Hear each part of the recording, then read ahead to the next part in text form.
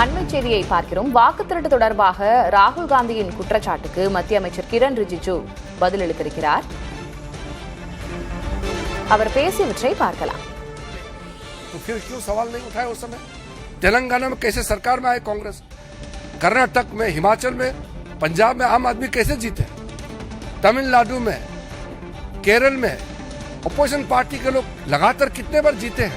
हमने कभी सवाल किया है?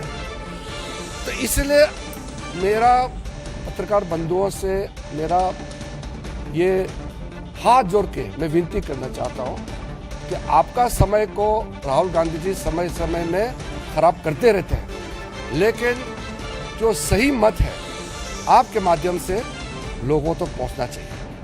क्या वो जेन जी को उकसाने की बात करते हैं? हमारे देश के लोग समझदार हैं।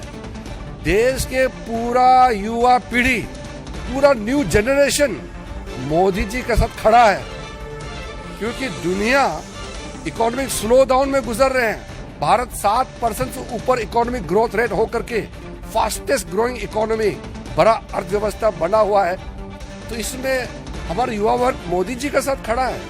इसको वो डाइवर्ट करने के लिए जो राहुल गांधी जो खेल खेल रहे हैं, हमारा देश को बदनाम करने के लिए जो उन्होंने जो हमारा देश विरोधी ताकतों के साथ मिलकर के जो षड्यंत्र रचा रहे हैं, वो कभी सफल नहीं होगा हमारा देश में। मैं बस इतना ही आपको कहना चाहता हूँ।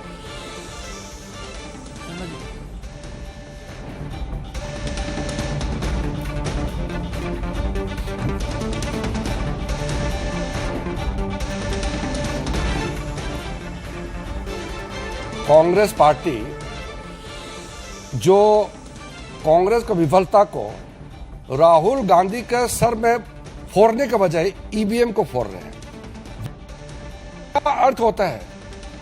खुद को इतने साल उनके परिवार इस देश को चलाया, तो क्या वोट चोरी से ही चलाया था क्या? कोई इस तरह कंसेप्ट नहीं है। ये उनको आइडिया कोई देश से बाहर बैठ करके ये उसको पॉइंट्स देते हैं, आइडिया देते हैं, हमारा देश को बदनाम करने के लिए उसको फीड करते हैं और उसको लाउड स्पीकर की तरह वो यहाँ बजा बजा के बोल रहे हैं। ऐसा कोई चीज है ही नहीं। हम तो लोकतंत्र में और लोकतांत्रिक व्यवस्था में विश्वास करने वाले लोग हैं। हम लोग मामूली मेहनत करते हैं क्या? आज मैं मंत्री हूँ, प्रधानमंत्री जी कार्यक्रम चलाते हैं, जन जन तक पहुंचाने के लिए हम लोग दिन रात दौड़ते हैं। यही व्यवस्था है, हम इसमें विश्वास करते हैं, तभी तो लोग मोदी जी को विश्वास करते हैं। मोदी जी का हर काम लोगों तक तो पहुंच रहे हैं, दुनिया देख रहा है। कल भी एक देश का प्रधानमंत्री जी ने कहा कि विश्व में मोदी जी के नेतृत्व को सब मानने लगा है। दुनिया कह रहा है ये चुनाव हारते हैं और खुद को बदनाम करने का जगह सिस्टम को वो बदनाम करते हैं। कोई इस तरह का वोट चोरी का कंसेप्ट है ही नहीं है। वो उसके दिमाग में किसने ठोस के घुसाया हुआ है? देवेंद्र प्रसाद,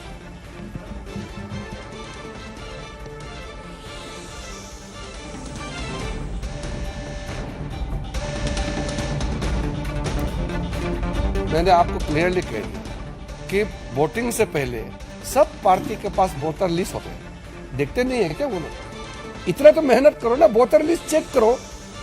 हर गली में सबको मालूम है कौन कौन वोटर है। अगर नकली वोटर है तो भी उस गांव का सरपंच, वहां के जो बीएलपी, वहां का जो हमारे एजेंट्स होते हैं, ऑफिसर, सबको मालूम है। वोटर लिस्ट को अगर कहीं नाम गड़बड़ है तो उसको शुद्धिकरण के लिए भी इलेक्शन कमीशन का व्यवस्था बनाया हुआ है। अब व्यवस्था में मेहनत कर करके उसमें हिस्सा तो लेते नहीं है, यहाँ इल्जाम लगाने के लिए आ जाते हैं।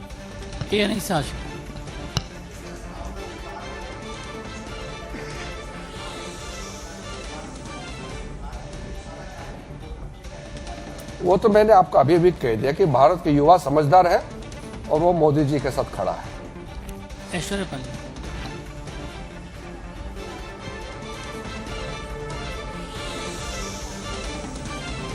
वही तो आपने मेरा बात को आपने ही सवाल में डाल दिया।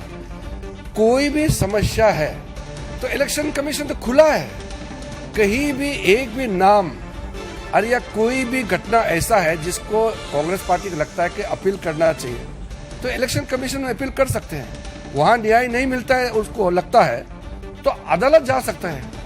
वो अदालत को विश्वास नहीं करते हैं, सिस्टम को नहीं मानते हैं, खुद का विफलता को ईवीएम और इलेक्शन कमीशन के सर में फोड़ते रहते हैं, कोई बात नहीं हुआ। मोहित